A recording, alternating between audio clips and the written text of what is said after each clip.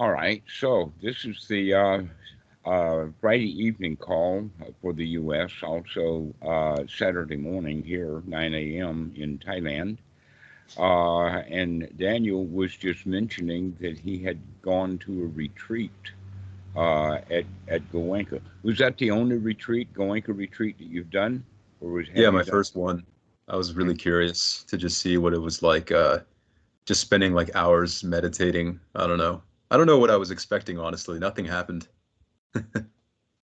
Here's an interesting point: is that the schedule that they have comes out of Burma for people who are fairly advanced, but the teaching is for beginners. And Yeah. almost all of the students that do Goenka retreats are doing it the first time. I've got a friend, his name is Dad. Last time I talked to him, he was the logistics manager, like the number two guy at the Goenka Retreat Center in California. And Okay. so he knows all about the computers and all of that kind of stuff, the applications that they file and computerize, got some statistics and that kind of stuff. And what he pointed out was is that when a person does another retreat, a second retreat, it's often as many as 7 years between the two retreats. Oh, interesting. And that we kind of contribute that to the fact that the schedule is ferocious. Yeah, yeah, yeah. It's like a trial by fire, I think. I think that's Hmm. the intention, is to just make it so brutal that it leaves a mark. Like Goenka even jokes about how all the students must be suffering. He like would always crack jokes about it on the recording. Oh well, the He would recordings are crack done. jokes about the strong determination, like how painful it is, stuff like that, and waking up Hmm. early. Yes, I don't understand why that, because that's not actually the teaching of the Buddha. Yeah, that's another thing. He's very sneaky about that. He's just like kind of passes off his whole system as a teaching of the Buddha, but uh and pretty much everybody there doesn't know anything about Dhamma or Buddha's teaching or anything. They're just total beginners. So they just kind of take what he's saying as like fact, as like reliable, but really it's kind of his own thing, and it's very like overlooked by everybody, or just gone unnoticed. Hmm. I would say offhand that he didn't get all of the training that he could have gotten if he had stayed in Burma. The situation was is that in the 1950s, when the Burmese government, let us say, became free from the British government, the British government had been in India for centuries, and they brought their entire administration out of India into Burma rather than having to retrain the Burmese for their bureaucracy. So Uh-huh. when the Burmese took over, their intention was is to change the bureaucracy from Indian back to Burmese. In doing that, Goenka was deported. And I think that that was 1959 when he was deported, and he had only been a student for several years of Ubai Ken. Yeah. Uh, and by the way, Ubai Ken was one of these Burmese government officials, Yeah. very high ranking. Um, He and apparently had a ton of responsibility in the government that he had to manage, like all the uh, accounting and all this managerial stuff. He was like super involved, which he is would be impressive. like the secretary of Treasury. That would Hmm. be the U.S. equivalent. So Yeah, he yeah. was in charge of the. So he was in charge of all of these new accountants that had been Buddhist all of this time, and so that schedule was set up. So I understand for adult Burmese who had been practicing, but they were giving them time off of work. That's where the 10-day course came from. Was from Friday evening till the following Monday morning, Yeah. and so. Um, in that situation, also, uh, Goenka was Indian, And he did not get all of the Hinduism out of his teachings. There's Oh still yeah. shards and shreds of that kind of stuff. And one of the What things, specifically, like the Sanskara stuff? well, I'm about to get into it. Sorry. Okay, so one of the points is that a lot of the Indian women who were doing the retreats, especially because he would do both English and Hindi retreats. Okay. He also went around India. That I would follow him to Jaipur, I would follow him to Hyderabad, and I think that there was a couple of others. And that in that the Indian part, the Indians would do the kind of pujas that they do in the temple. They would bring their bells, they would bring their beads, they would bring their own incense, they were bringing stuff in there. And that this is where Goenka got the idea that you have to practice what we're teaching here. Uh-huh. And so that's why that's pretty strong as a point. Is that a lot of the teachings that he did actually do to the Hindus, and this is in the early days when he had just gotten back, because I was there in 1980, 81, that time period, 82. So one thing is like the dress that he would. In fact, I'm wearing the same thing. I can't complain because I'm wearing a plaited sarong the way that he would wear. And uh, I don't have any real remembrance of things that were absolutely outrageously Hindu, uh, but that uh, the thing that I found most interesting, in fact, the reason that I finally left Igatpuri was because I knew deep inside, after all of that time with him, because he had just started the Satipatthana retreats as well, that there was something missing in the teaching. The That's what I. Satipatthana is like the noting stuff Well, actually, or the insight the type only stuff. thing that would be different would be um, uh, it was just like a new retreat or a second retreat, the second grade kind of thing. And Uh-huh. the schedule was exactly the same, the sitting was exactly the same, and more or less the teachings were about the same thing. Mm. Um, but that the Burmese system has always been fairly um, oriented around the Satipatthana Sutta as opposed to the Anapanasati Sutta. You see, the Anapanasati Sutta is, according to Bhikkhu Buddhadasa, this is a point that he made, is that the Buddha only taught one type of meditation practice or one thing, and that was Anapanasati. Hmm. That the Satipatthana Sutta is a kind of a companion, but it doesn't really have any actual instructions. And it is based upon the four foundations, the Satipatthana, just as the Anapanasati Sutta is. And that in the Anapanasati Sutta, it says that we're practicing Anapanasati for the fulfillment of the four foundations of mindfulness.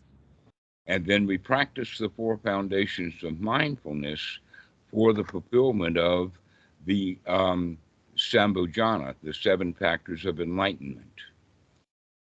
And then we practice the seven factors of enlightenment for knowledge, vision, and then release or escape. Let's see which word is used. Insight. Deliverance. Oh, deliverance. Hmm. Mm. And so uh, this sequence is kind of hard to tell. It's almost like that the Satipatthana Sutta was delivered in a different time, maybe a year or two or something different than the Anapanasati Sutta. But that you here's an interesting point, and that is the early part of the Satipatthana Sutta goes into a kind of history that talks about the practices that were happening early in the Buddha's time, including the charnel ground meditations. And this is also covered in Sutta number 119, which is the Kaya Nupassana Sutta, which is about the body. But they do break off, because there's in fact no Vedana or Chitta or Dhamma Nupassana sutras. There's only a Kaya Nupassana sutra, which gives the idea that maybe there was some stuff that was missing. Maybe it never got around. It's And so you're also saying that's where all the Vipassana stuff is like derived from? That's where they got it from? right. Okay. Okay. Yes, and that the better parts of the Satipatthana Sutta is in the Dhammanupassana, simply because everything is so different from the Anapanasati Sutta to the Satipatthana Sutta. In other words, the Dhammanupassana part of the Anapanasati Sutta uh, talks about the process of the mind in the sense of anicca, dukkha, anatta, or anicca, the constant changing leads to deterioration and finally the destruction, and then the letting go and the release. But in the Satipatthana Sutta, that Dhammanupassana starts off first with hindrances, because that's what people are going to experience in the first until they get rid of the hindrances. They're going to do that. And then the next part of the Dhammanupassana in the Satipatthana Sutta is Dhamma that's to be investigated. In other words, if you look at it in this way, you have first unwholesome, and then you begin to have wholesome thoughts, and the wholesome thoughts are intentionally Dhamma. Now, in the Satipatthana Sutta, the Eightfold Noble Path and the Four Noble Truths is discussed extensively, and the seven factors of enlightenment are only mentioned, to where in the Anapanasati Sutta, it looks like that the seven factors of enlightenment, the Sambhojana, is central. Now, here's one point. For one thing, is that Goenka hardly ever referred to the Eightfold Noble Path, which is actually the real teaching of the Buddha, and that he doesn't mention the Sambhojana that I remember ever. And that what I began to put together, because the Satipatthana Sutta talks about the Four Noble Truths and the Eightfold Noble Path, but the Anapanasati Sutta talks about the Sambhojana, I began to recognize, oh, they're the same thing. One of them is a to-do list, and the other one is a done that list. Mm. Okay, the seven factors of enlightenment are after we've well practiced the the the factors on the Eightfold Noble Path. They become enlightenment factors as the skills are developed. Yeah. So, the first item on the Sambhojana is unremitting mindfulness. Now, that word unremitting, we can think of as persistent, okay, or insistent.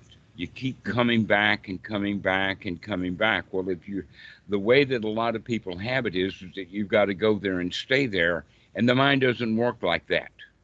Mm-hmm. That it's not a kind of an indwelling. It's more of a repetitive coming back to it. An example of that would be if you hold the pedal down on a piano or hold a note down, you just strike that note and hold it. It will have an intensity in the beginning and then the fading off. And if you keep holding that key, you're going to not have any music anymore. It's going to stop. Yeah. But if you come back and hit it again, then it's going to make another sound again, or like beating a drum. So the example that I would use is this would be the drum head and this would be the mallet. Is this the way to make music? Mm-hmm. No, you're not going to have any music on a drum like that. What you have to do is hit it. Okay, and so Yeah. this is what that quality of unremitting is that we keep having to do it. We keep having to apply it over and over and over again. And this is what makes it an enlightenment factor, is that we keep coming back. We keep remembering. Now, that's another word that we can put in there is the word sati is actually, or let us say most frequently in the English, translated as mindfulness. And yet mindfulness is not a word that we would commonly use in English. In fact, the reason that mindfulness has become common in the English is because of its application to Buddhism. All of those years, nobody ever used the word mindfulness. They would make a statement like "mind your p's and q's," because of the letters. They're switched back and forth. The kids will get K's and R's backwards and things like that. Yeah.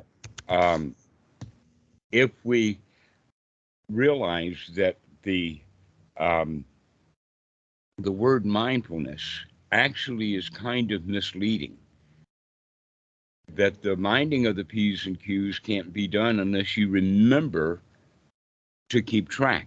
This is part of the reason why on computers now people's spelling is a whole lot better, is because it'll be underlined to remind the people that this is a misspelled word or that the computer doesn't have this word in it. So this is what we mean by reminding. This is the quality of the sati, and so the unremitting sati would be that it's coming back and coming back. We remember to come out of the past or whatever the mind is doing into the present moment. This is the remembrance. And that the word mindfulness is possibly closer to the word investigation, which is what the second one on the list of the Sambhojana is, unremitting investigation, or of the mind states.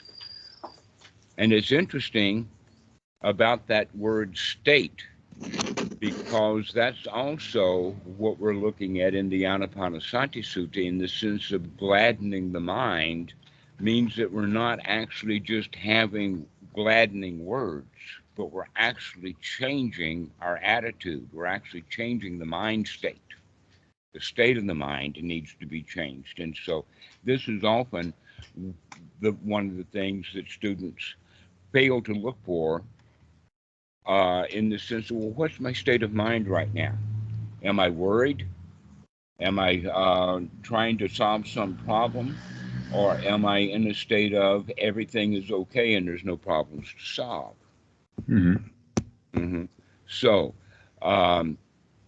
if we practice this way, which is part of the reason that the Goenka system is so hard for people, is because they get themselves in a frustrated state of mind, and Goenka is joking about leaving them in that state of mind. Yeah. Rather than changing the state of mind to bring it up.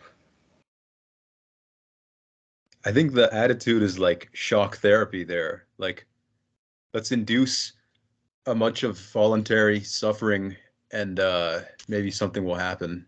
I feel like that's with a lot of meditation. Right. So the attitude then becomes that I put in my dues. Yeah. Or that you owe me now because I have done the work that was necessary. And this fits into the cultural way of looking at it.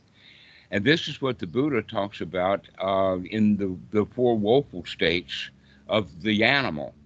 Now, when I was originally hearing about this, especially through the Goenka, here's one of the points you ask about the Hinduism, was that people get the idea that they're going to be reborn as an ant or a fly or a bee or a worm or something really low on the evolutionary scale. But actually what I've come to understand it to mean is the dumb animal is actually a draft animal, a domesticated machine that's designed to do work, the donkey that pulls the cart. This is the dumb animal. And how humans get into that state is like doing the first grade. The example is, well, the kid says, well, why should I have to learn the ABCs? And mom will say, so you can read. Why should I read? So that you can learn stuff, okay, and all of this kind of stuff. But the mom never says to the kid, "Oh, you can learn the ABCs because you'll enjoy learning it, and I'll be really proud of you," which is the Mhm. kind of thing that happens right here and now. So it's always future oriented. So if you do the Goenka retreat and suffer through it, then later you'll get some value or some reward out of all the suffering that you've done. Well, guess what? Those draft animals, you've heard of the story of the carrot and stick, that you have the stick out on a, with a string holding a carrot in front of the donkey, and so the donkey will try to get the carrot and will move forward and carry the load. But if the donkey doesn't do that, then you take the carrot and the stick and beat the donkey with the stick. Mhm. All right. And so the point is that the donkey never gets that carrot that's dangling in front of him. He never gets it. If he gets Yeah. all the way to the destination, and the driver will take the carrot, put it in a box, and put that same carrot out in front of the donkey tomorrow. And the donkey never gets any reward for what he's doing. So this is the way that the many people practice, and it's very, very set up that way in the Goenka retreat, so that people don't get the benefit or the reward for their hard labor. And so the story is, I put in 10,000 hours, and the other guy says, well, I put in 50,000 hours. And then the guy says, well, I put in 100,000 hours of meditation. And all three of them are looking for some benefit from their meditation practice, almost as if the karma machine is going to waltz into the meditation hall, do some chanting and some Shaktipat, and then they're going to feel good. Then they'll be in bliss because they're Yeah. rewarded finally for all the hard work that they put in. I think this is like how people rationalize a lot of stuff in life. Just like everything. Mm-hmm. People in the West are surprisingly like believing in karma. Like, oh, I should or shouldn't do this because of like universal law, which they really have no idea about. Actually, the way that the Westerners look at karma is kind of different than they do in Asia, and the Westerners are highly, highly Christianized in the way of Christianity's teachings, in the sense of your reward is in heaven. You're going to have to wait a long time. You're going to have to wait for the bank to burn down before you can withdraw your money. Yeah. I Okay. think but would you And say, yeah, yeah, go ahead. or would you say that like a lot of the suffering basically stems from like clinging to belief? Oh, it's one of the four modes of clinging: clinging to views, the thicket of views, Yeah. and also it's our own personal territory. Our belief system is our own personal territory, which means then that we can apply this to an instinct, that we have a natural territorial instinct, Hmm. that this land is my land. God gave it to me. Okay, so this is my religion. God gave that to me. Or this is my science, or this is my point of view. And Hmm. it very closely matches that territorial instinct, which is actually built right into our DNA. Yeah. Like a And survival mechanism, evolutionary. it's evolutionary survival mechanism. Hmm. But it's not liberating. Ah, we have a guest. Hello. Bante, Namaste. what is your name? Warapanyo. Ah, thank you for joining. Yeah. Uh, where are you located? Right now I'm about an hour outside Bangkok. Nice. Oh, okay. Yeah. How long have you been ordained? Now is 5 years. Wow. Congratulations, you've made it over the hump. Well, we'll see. We'll see You how know, it goes. You know the traditional hump of 5 years, and after that, you do not have to request permission from your upajjhaya to travel anywhere. That you can Right, go where you right. want to go. Yeah, Okay. So most Westerners who ordain, they don't make it 5 years. sure, sure. So congratulations on both those points. So today, before you joined, we were talking about the Satipatthana in its relationship to the Anapanasati Sutta, as well as Goenka and his method. Have you ever done a Goenka retreat? Yeah, yeah. Okay, so you'll know what we're talking about. The statement that I made earlier was is that the schedule seems to be for very advanced students, but the teachings and the way that they set it up, almost all the people in the retreat are beginners. And so it winds up being a kind of a boot camp as opposed to and I mean a military boot camp where there's a lot of up, 2, 3, 4, and a lot of suffering and a lot of stuff like that. And that the students get into the idea that if you put in enough hours and suffer enough through your meditation, then there will be a reward there someplace in the future. To where the teachings actually of the Buddha from the perspective of, oh, let us say, number 117, 118, 19, and several other sutras where the Buddha talks about removing unwholesome thoughts and making them wholesome thoughts, or the same thing would be the hindrances. And Goenka does not stress removal of the hindrances nearly the way that the Buddha would stress that. That in fact, in Sutta number 117, um, with sati, to remember to look at what we're doing with discernment and then right effort to make a change right then and there. That we don't practice and look at dukkha for 5 years, and then all of a sudden some inspiration will come, or maybe the karma machine will whack you with Shaktipat or something, and then we wake up and gain the benefit after all of that time. That in fact, in the Anapanasati Sutta, the gladdening the mind is something that we do right away. We remove these hindrances very, very quickly. This is in fact the first practice that we have is removing unwholesome thoughts and putting in wholesome thoughts, which means that the students are going to be getting benefit from their practice right now, that they can come out of their misery right now by focusing on something that's positive. So, in this regard,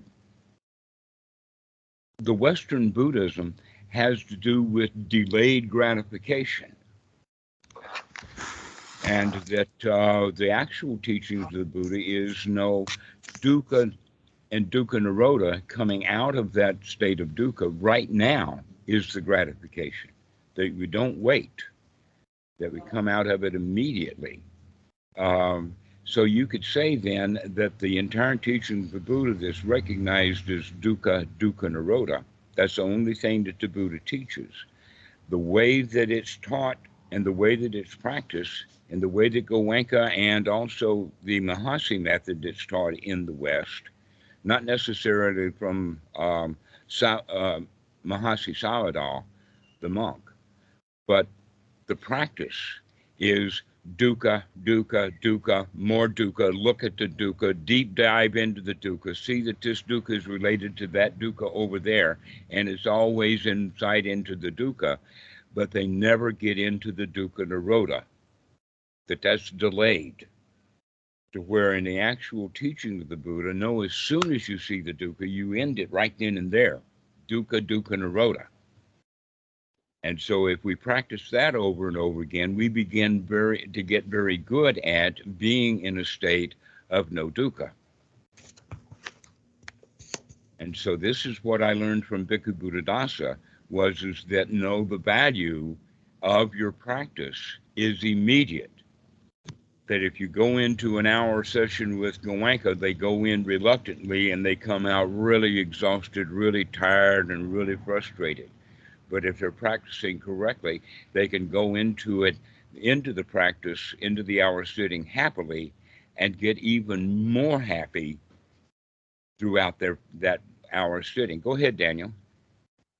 You think there's value though to the strong determination thing? Because I would notice like I finish an hour-long sit without moving, and I feel like, wow, like I pushed through that, and I was observant of the pain, but like sort of practice being neutral, and I sort of like gain a little control over my mind. So you All think there's right. no value to that? Well, yes. In fact, we're now going back to the Eightfold Noble Path. We have sati and ditthi are actually the investigation, and then putting in the right effort. Now, you're putting in effort. Let us not say that it's exactly right effort, but you are putting in some effort and getting some result. And then the fourth item on the list is sammasankappa, which is referred to as right intention. I would translate it better as right attitude. And there is where you are. You're changing your attitude from a, I can't do this, this is really difficult, into wow, I can do it. Yeah, that's wholesome. Mm-hmm. And so let us say that we could get that wow, I can do it feeling from a better practice, in the sense of uh, you wake up, or sati, you remember to take a deep breath, you remember to change this hindrance from, oh, I don't like this, into, wow, I can handle this. And we use those words and change the mind state. So then the Sutra number 117 in the Great 40 out of the Majjhima Nikaya is spoken like this, that sati and ditthi and virya, a right effort, run and circle. These three run and circle around each other. Are you going to leave us? Yeah, I have to go. Someone just arrived here. Thank Oh, you. well, Dhammarato. I would really like it if you came back. Okay. Yes, I will come back sometime. Okay. Excellent. Well, we do this on this time of day on Saturday morning every week. So good. We'll see you. So with this right effort of cycling around with sati, that the stronger our sati is, the easier it is to do the effort. And with the right effort, these are skills that are being developed. And with right effort, with looking, to wake up, take a look at what you're doing and make a change. Wake up, take a look at what you're doing and making a change. And these three things run around each other. And then the fourth item comes in with the confidence that I can do this process. I can remove these hindrances. I can get my mind straight. And that's when that confidence, that shraddha, comes into sammasankappa, or the right attitude. We're actually changing the state of mind now into, I can do it. I can do this. And so this is why we have this quality of repetition. Doing the right thing over and over and over and over again is a completely different thing than putting in a whole lot of work and then expecting some results of that. So an example that I would use would be like going to the gym and lifting weights. That what the practitioner does, and in fact the new student, they're given little dumbbells, like 2 kilograms, which are for the beginner kind of heavy. But then they do repetitions over and over and over and over and over again to build those muscles. But when they're going to be lifting great big barbells with huge amounts of weight, they don't do that much. They don't do repetitions of 200 kilograms. A guy getting 400 pounds in the air is a one-time shot, and he's kind of done for the day. And this is the way that meditation is practiced, is giving the students very, very heavy weights to lift, when they don't have the muscles to do that, the mental muscles. Yeah. And so it's the repetition of little weight over and over and over again that will build up those muscles so that occasionally a disaster will happen, and then we'll have the strength to handle that disaster, like mom dies or divorce or losing one's job or your guru dies or something like this. Those are big occasions that are not frequent, and we may have the muscle power, the mental muscle power to do that only because we've done the small amounts of weight over and over and over again. Mhm. So this is the actual practice is that let's get secluded, let's get away from all the big problems of life and go into a secluded place where we can practice repetition of just changing these thoughts from unwholesome thoughts to wholesome thoughts. Very, very lightweight stuff to do over and over and over again. But in fact, if the students will change their mind from an unwholesome thought to a wholesome thought, they will eventually start changing their mind or their attitude. And I've had a lot of students who come and say, well, I keep having wholesome thoughts, but I don't feel wholesome yet. And the answer to that is, we'll keep practicing.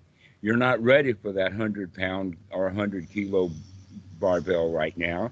Let's still practice and rep with the 1 or 2 kilogram dumbbells. I think it's less about even the thoughts, but more about just creating like a general wholesome state. I mean, Yes, just like mindlessly saying words over and over doesn't really do anything. It's more about just relaxing and like consciously like your whole system just making it good as opposed to not dwelling, you know. exactly. So the And the worst noting case, and the Vipassana is good because you strengthen the looking muscles. So that is very useful. And they do yes. talk about that, but it's just not as obvious as it could be, probably to Ah, beginners. so they Yeah. do develop some muscle. They develop, in fact, sati. They also Yeah. develop the looking or the investigation. What they're not developing is the right effort. Those muscles are not developed. And what is the right effort is to change our thoughts, to change our attitude, Well, to get they talk about like real peace. We can find it in things that in basically developing the equanimity of mind, where basically good things, bad things come and go, but we cultivate a peaceful and wholesome state of mind by just rolling with the punches. okay. Oh, So but okay, but my that's a question good is, point. Go yeah, ahead. yeah. What I mean, like there's a lot of talk about like grounding ourselves in the truth and like the objective reality. That's like a big theme in Buddhism. And that was to the defense of Goenka a little bit. That was like heavily emphasized that we should just drop the stories, drop what's between our ears, and get back to like the objective sensations. And that will be lasting. That won't go anywhere. That will be like Mm. something we can be anchored to and uh, not be disturbed. Right. So there is just the thread or the very tiny little bit of the Samma Sankappa is because if the people will remove the unwholesome thoughts, eventually they might stumble on the fact that they can have instead wholesome thoughts. And so they're doing a Uh, little bit of right effort, but not much right effort. yeah, you don't want to become. I think that is a problem with the whole equanimity thing, where it's like, oh, I'm totally equanimous. I can't even like take action. Like I can't even change stuff. You know, I can't even make changes for the better because I'm just being totally neutral. That is, But they're not generally totally neutral. When they say they can't change stuff, that's almost a loser's attitude because yeah, they really do want to change stuff. yeah. Of course. Why else are they sitting there? Exactly. And Yeah, so equanimity, I don't think should even be taught to the beginners in the Goenka course. That they, I don't think it's being like observed and it's what it was meant by whatever Buddhist master or whatever, it's kind of just being used as a placeholder for as like a practice tip, like just try to be accepting. But Hmm. equanimity is like a whole other thing. I don't even think anybody experienced it on the whole retreat. Okay, well, let's look at it from the perspective you used the term a moment ago of roll with the punches. Right. Okay, well, now guess Well, what? yeah. There's a whole variety of punches Hmm. that it's really, really hard to roll with a big slug in the head. Yeah, All yeah. right, but it's easy enough to roll with a gentle slap. Yeah. So that's back to the point about doing the repetition with the small dumbbells is that we can learn to roll with little punches. Then we can learn to roll with a little bit bigger punches, and pretty soon we can learn to roll with the haymakers. Hmm. All right. But within the Goenka retreat, they start throwing, or the students start to themselves throwing great big haymakers right from the very beginning. Yeah.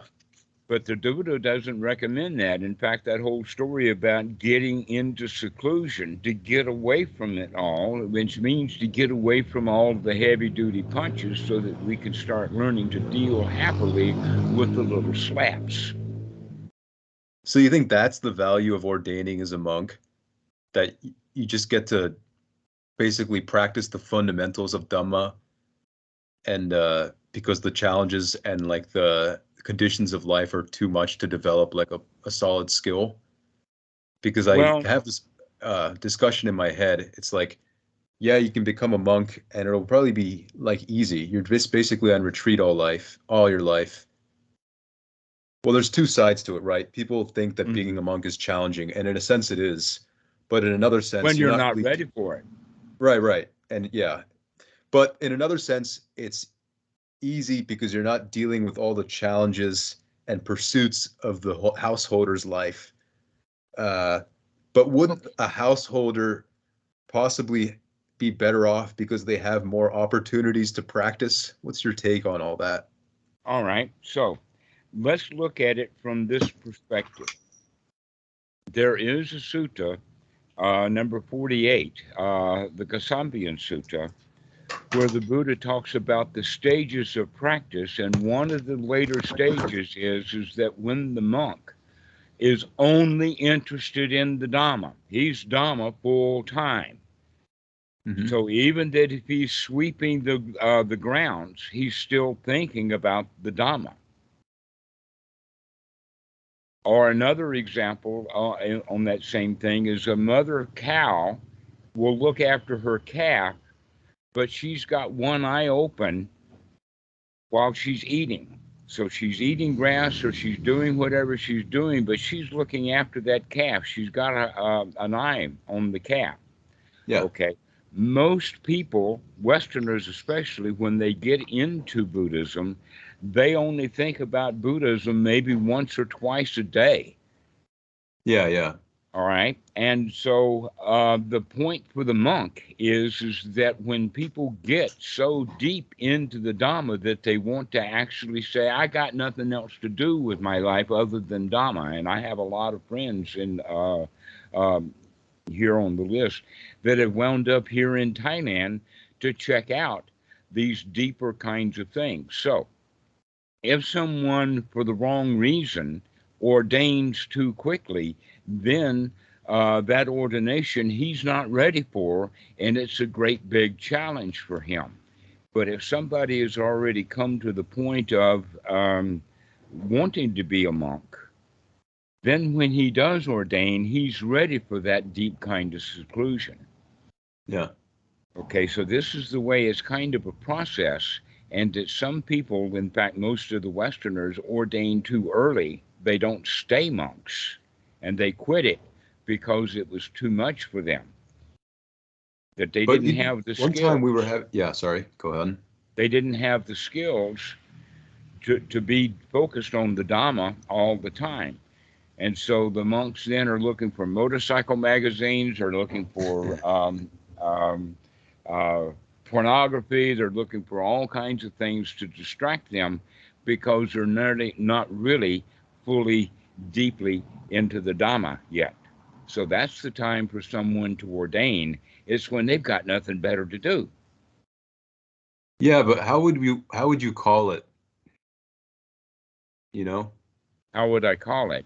Yeah, how would you call it? Like, how do you know when it's right versus the, because you could be really into like the Dhamma, uh, or I don't know. One time we were having a conversation and we were talking about like the same topic because I've brought it up many times. And you were like, maybe it could be more wholesome to join the military because we were talking about the military. Hmm. It could be more wholesome to do something like that because you uh, gain that attitude of I can do this. Like, is it possible that, and this is a common critique of ordaining as a monk, is that it might be a cop out, like it might be too easy, that it might be more beneficial to your progress on whatever development to like be to just be a lay person, even if you Oh, understand the Dhamma. in any regard, Uh, it's the repetition. It's the right, right. building up of the muscles, the mental Yeah. muscles of remembering to take a look, to make a change, and congratulate yourself. So, when people are saying that it's a cop out, those are ordinary people who were saying, why should he have to get a break and not have to have a job when I have to? And that's just a bad attitude on the behalf of the people on the outside. That's I'm not not an saying that. I'm insider's. saying with like having a job or whatever, having a family, all that stuff, wouldn't that be better? Wouldn't that be more rigorous and like fruitful training for looking and cultivating wholesome, Yes, maybe? except Mm, going back to that, that when people are in the lay life, they get too many haymakers that they're not ready for. yeah. All right. And so if the layperson will practice and does practice and keeps practicing, he goes through then the twofold process of one is that he can handle the haymakers easier, but then he also gets the attitude, why should I have to deal with these haymakers when I really could go off into seclusion and be a monk? Mhm. That's the difference, okay? Is that in lay life, yes, there's some big problems to have to solve, mainly because almost all of the people who are around you are ordinary people slugging it out with each other. Mhm.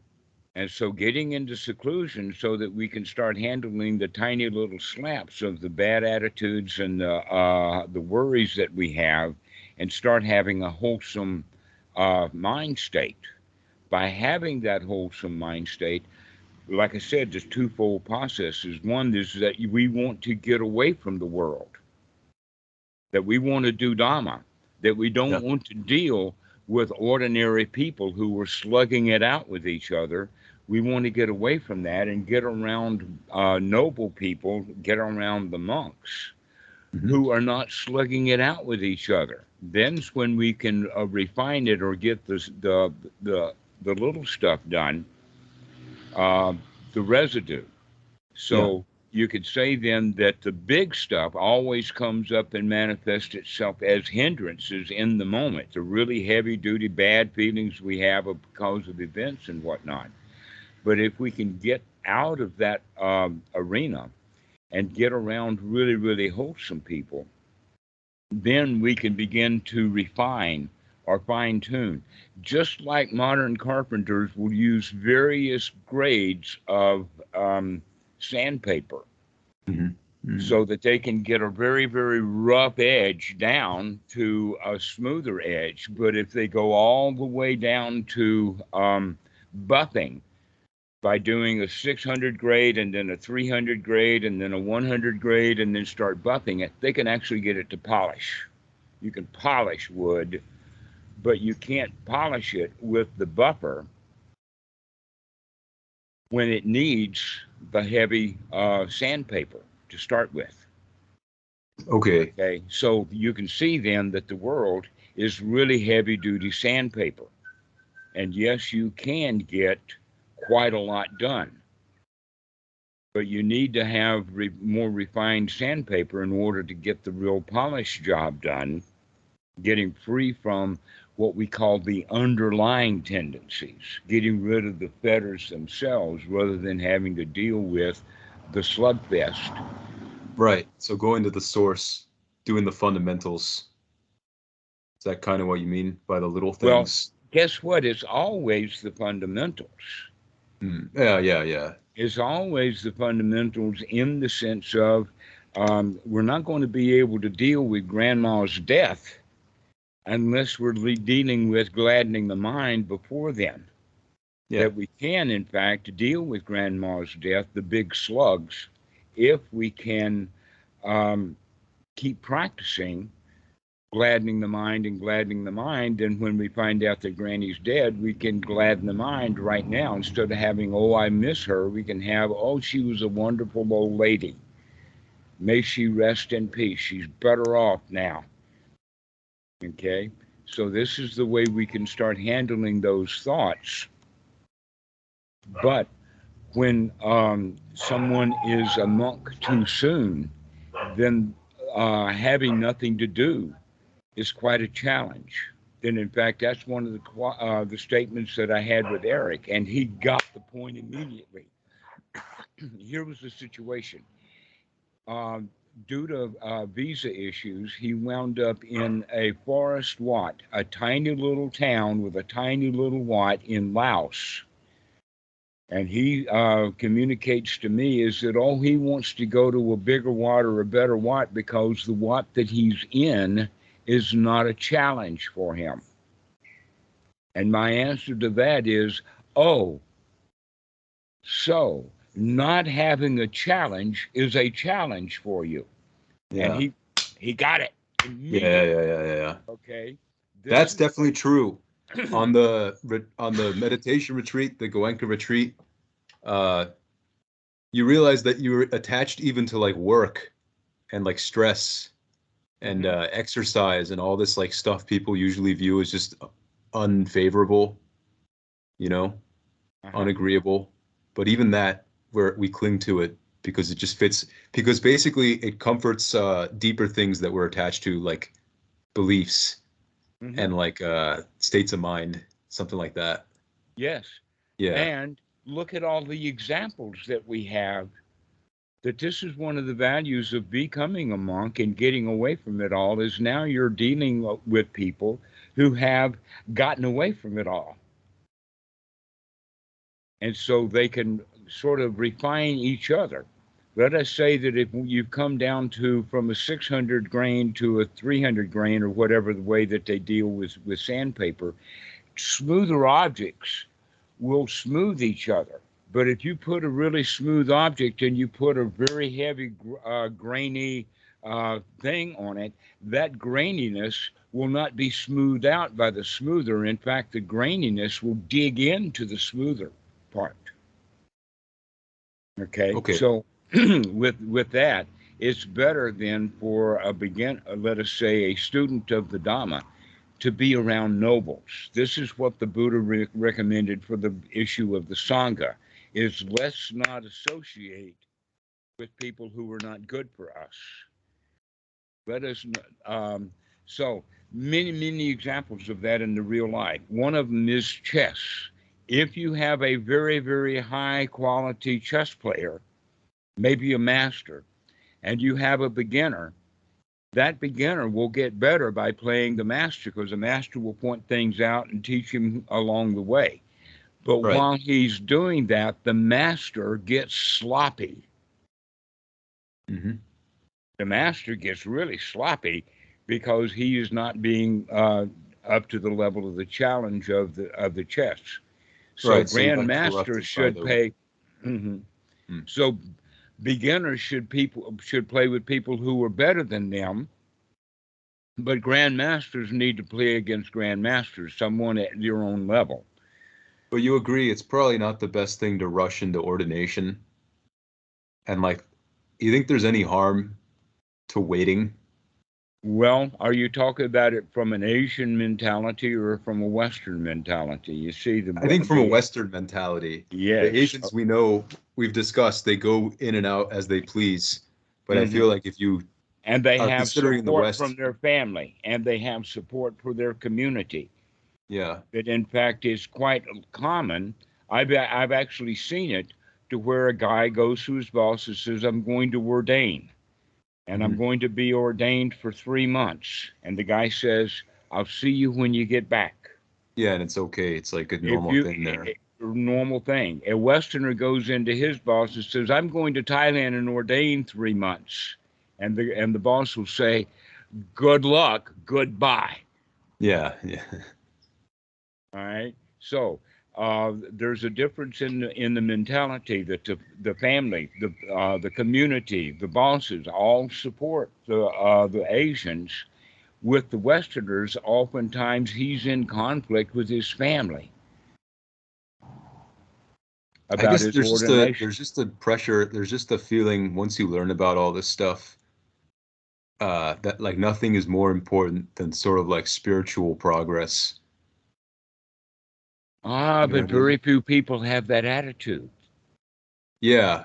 Well then, yeah, yeah. in the West. Very few people, And or they it's think bold and of it's scary to Buddhism go is against the not stream. spiritual. Mhm. Buddhism is of the devil. Yeah, yeah. And so you have that issue. And so, by the way, the Buddha recommends, and that in Thailand is actually enforced, that the abbot or the upajjhaya or the achan who is going to be assisting in your ordination, they will insist that it's proven to them that you have your mother's permission. Yeah. Okay, and that's for the Westerner sometimes hard to come by, Mhm. because mom doesn't want him to go to Asia or to go to Wat and get away from it all, because I'm the me that's the all that he wants to get away from, is the attitude. To where in Thailand, the story is that the mother rides to heaven on the coattails of the robe. Yep. Okay. And so moms in Asia want their sons to ordain as Buddhist monks. In the West, the moms don't want the boys to ordain. And so there's that additional issue. But the idea then is that Westerners don't ordain because it's part of the culture. They've got to really be dedicated. Yeah. Very rarely do you have a Westerner who is going to ordain. He may not be ready for it, but he's at least gung ho to do it. Yeah. To where in Thailand, the monks who ordain do it out of family obligation, they do it out of social and whatnot like that, and then their gung ho for the Dhamma will go after they ordain. Yeah. And so this is part of the reason why the Westerners don't last in the Dhamma, is because they have the gung ho attitude, but they don't have the skills to deal with nothing at all. The way that Eric was talking about, that having nothing to do was quite frustrating to him, Yep. because he was used to having a job, doing what he was told to do, etc. So the Yeah. the bigger issue then is that if the Westerner, when he wants to ordain, doesn't have the skills that he needs to ordain, what are the skills that he needs? Well, he already needs to practice being in seclusion. Maybe not weeks at a time, but a few minutes at a time, a few hours at a time, to get away from it all. That in fact, the seclusion is kind of artificial. When the students do a Goenka retreat, the Buddha recommends go to the forest, go to a foot of a tree, go to an empty hut, go to a pile of straw, get away from the village, get away from it all, and then bring sati to the fore. practice satis, practice remembering to look at what we're doing, make a change, and congratulate ourselves. This is the Eightfold Noble Path. So when we practice that, we're gaining some value immediately. And if we practice it well enough, we begin to see, wait a minute, I would rather do that than anything else. And now he's ready to ordain is because he's gotten that gung-ho attitude about it. I think that's the way to do it, because if you just read about it and you go for it, that might be bad. But let's say you spent like maybe a decade even, just for good measure, and you really delight in like the Dhamma, and you've kind of like distanced yourself from Western values. And then you just naturally find that, hey, going to live at a monastery would be just easy. It would just be pleasant. It'd be a great way to continue what I like to do. That would be a good way. And I'm happy to let go of everything. That would be the natural way to do it. That would be the excellent way to do it. And not only the additional benefit is now that you're getting away from all of that slugfest. Now you're putting down the heavy weight. Putting down that heavy weight of society, and now we can go to the temple, go to the Wat, and associate with all of those other people who have put down that burden of life and are in retreat and seclusion. So getting back to the point about the retreats is that the retreats are artificial in the sense that they're not really secluded. You're supposed to have noble silence, they say, which means to ignore everybody else. But that's not what the Buddha teaches. He doesn't teach. Right speech. Yeah. Right. So he doesn't teach to deal with people by ignoring them like you have at a meditation retreat, but rather that when you're in retreat yourself, away from everybody, when you're in seclusion, you practice those repetitions to get the strength so that you can go back and deal with the ordinary people. Mm-hmm. All right. So if the Goenka retreat goes, and the retreat itself is heavy duty, it's got a heavy schedule. You're not in retreat. If you went to the forest to the foot of a tree, you can just bring Bibles to the poor and you can take it easy, relax, and everything is really nice.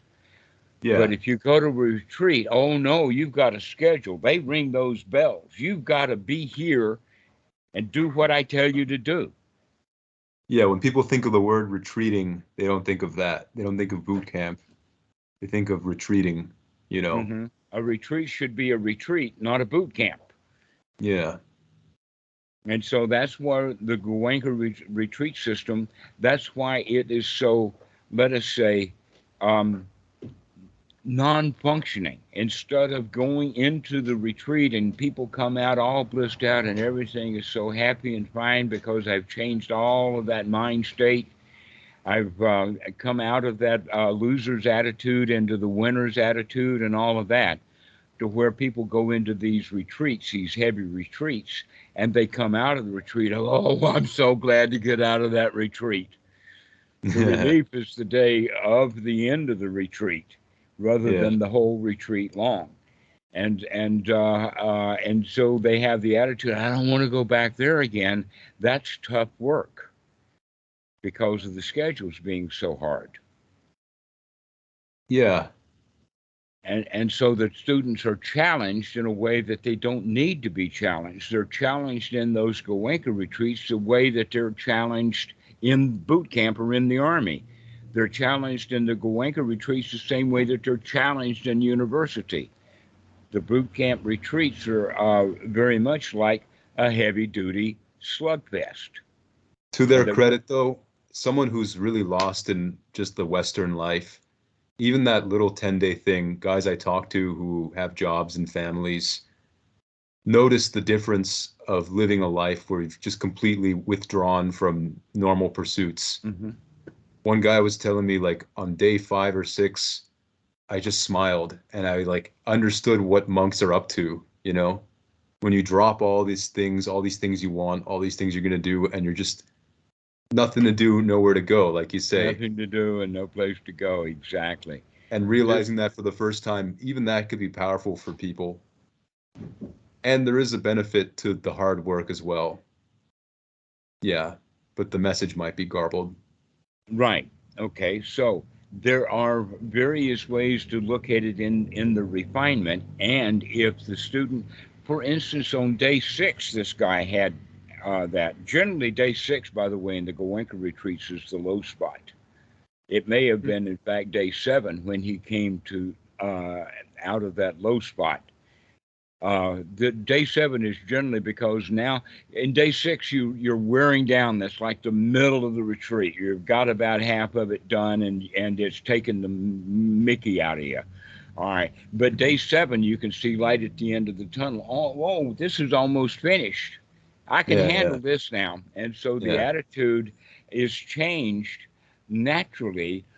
Instead of the right way for it to have is for the teacher to encourage them to make that mental change, to make the change of, oh, here you are in a retreat and you've got no place to go and nothing to do. Why don't you just sit and enjoy it? Practice enjoy sitting here rather than practicing trying to get it done. Yeah, more of that would have been good instead of just kind of the workout, the exercise boot camp mentality. And also, very big emphasis on like putting in the work and not really like enjoying. And not enjoying it. Yeah. And have to both. Well, actually, that would be the actual normal way of doing it is that you get the benefit from the work when you're doing the work. In the real world, you can say that would be the difference between a cooperative or self-employment versus working for a big corporation. If you're working for a big corporation, then you're going to get your promotions after a long time of putting in all of the work and all the work and all the work, and finally you get a raise and things like this. To where the cooperative, they share the profits among themselves for the work that they're actually doing. Okay, so in this regard, we're getting the benefit for the actions that we're taking immediately rather than having to go through delayed gratification. And it's very Western for us to go through delayed gratification, that we put in the work and we don't get the reward for it. This is what the Buddha refers to as the woeful state of being an animal. We train our kids in that in first grade, that you're not supposed to enjoy first grade. None of the first graders really enjoy first grade. They actually play in play school and in kindergarten. They enjoy that. And a little bit of education is done along with that. But when they go into the first grade, we have to sit down in a classroom. We have to do what we're told to do. We have to pay attention to the teacher. We have to put in the homework and all of that kind of stuff. And that's when the delayed gratification comes in. And so our life turns out from being the young child who is enjoying playing through his life. Now he's a student and he has to work through life. And after he gets out of school, never mind how much school he's got, when he gets a job, now he has to work through that life.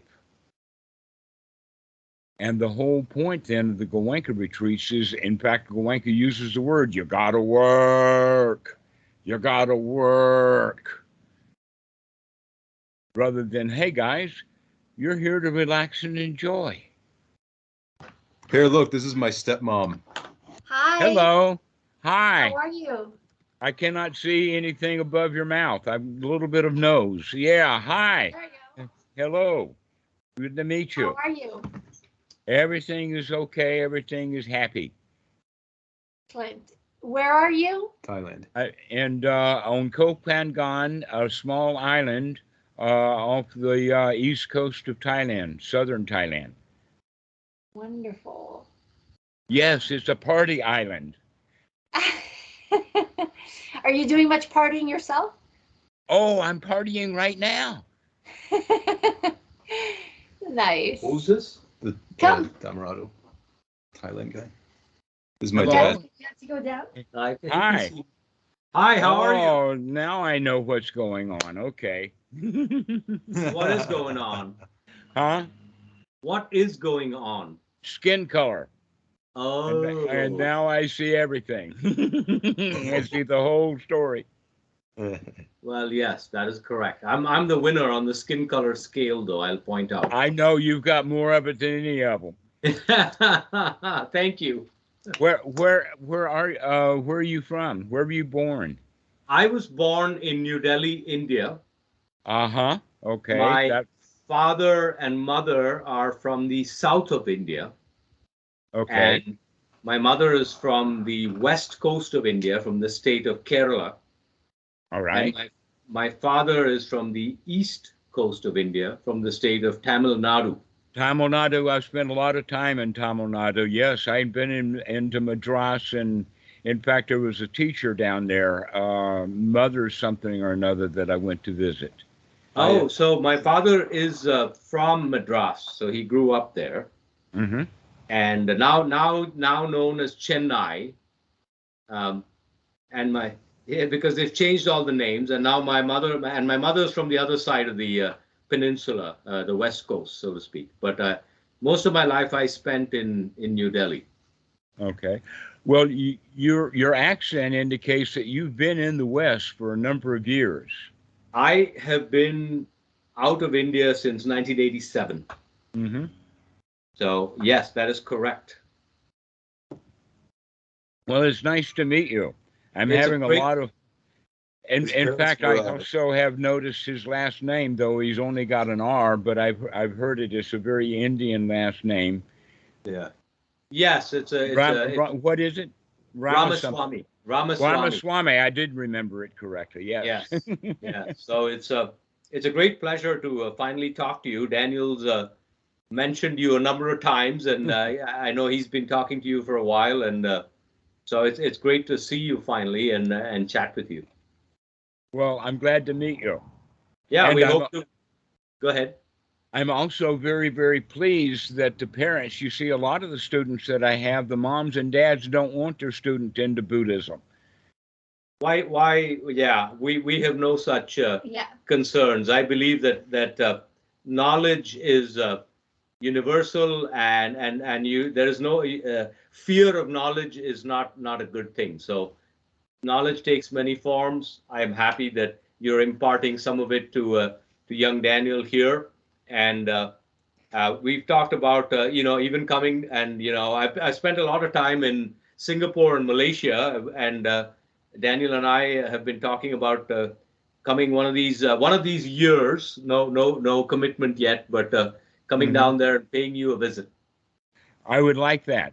That currently there are a number of students in Thailand right now that I've had 3 students ordain. One of them, a guy named David, has just ordained this week. Excellent. Oh, wow. And that we have students doing retreat on a regular basis. So Laurent, Noor, David, Daniel, Cathal, Vinny, Eric, that's how many students that are here in Thailand right now. That there were few coming during the COVID, but now that the COVID is over, people are coming and doing the retreats. We have a lot of retreat centers and a lot of watch here in Thailand for people to go and visit and get around real monks, really noble, high quality people.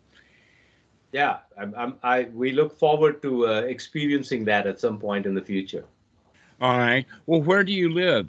Where's your location?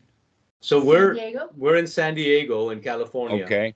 All right. Around San Diego, there is a Wat Metta, Achan Tanisaro, and there's also other Thai Wats in Southern California. And so that would be there's Lao. There's a couple Lao ones.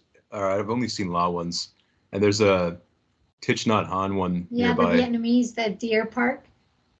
I've been to the Deer Park monastery a couple times. I think the teachings are fantastic. Just everyday life of simplicity and humility and detachment.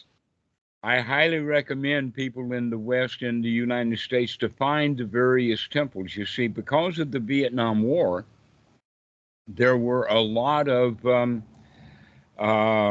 refugees that eventually came here from that. And so there are millions of Vietnamese, millions of Laotians, hundreds of thousands of Thai people. And so over the years, they have developed and built wats. Right now, in fact, the latest that I've heard is there are approximately 1,000 Buddhist temples or wats in the United States. Wow. That blows my mind. Yes. Because I haven't been to all of them. Yes. I've only been to about 50. Let me put it this way. The United States is sorely in need of a return to simplicity and clear thinking. I know. But the media and the politics in the United States does not support that. And not only that, but neither do the religions. The religions should, in fact, support that. That was what the original point was about Christianity. Jesus was quite a teacher of that. The religions have been transformed into businesses, which is a problem. I would not agree with that. They haven't been transformed into businesses. They've been transformed into political parties. Yeah, close enough. Yes, I agree. Yes, I agree. And so getting back to that easygoing simplicity, I mean, look how many miserable people, no matter how much money they can attain, they still are miserable. They don't have the feeling of satisfaction with their lives. They're always wanting something. And this is what I'm working with Daniel to teach him how to be satisfied with the way things are right now. Yes, that we can handle things. We're grateful for your instruction of Daniel, and I try to add a little voice to that occasionally, that because it's simplicity and freedom from desire is really the key to happiness. Well, I would agree with you 100%, but I would add something to that, and that is that this is something that most people miss out on anyway, is that there are some things that are worth desiring. There are some wholesome things that are worth desiring. So we don't, a lot of people get caught into in the West of desiring desirelessness.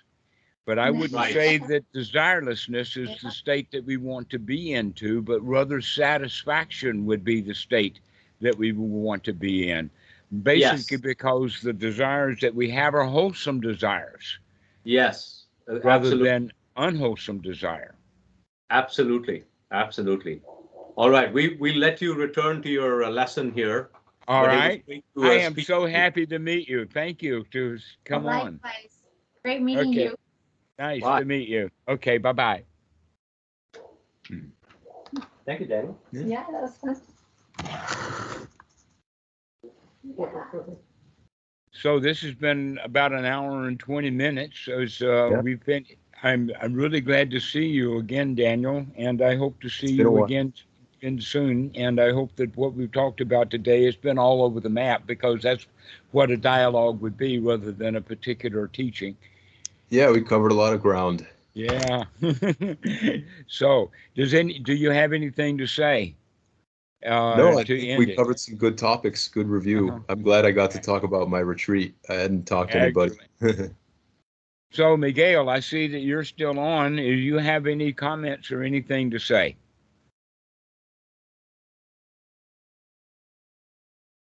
No. All right.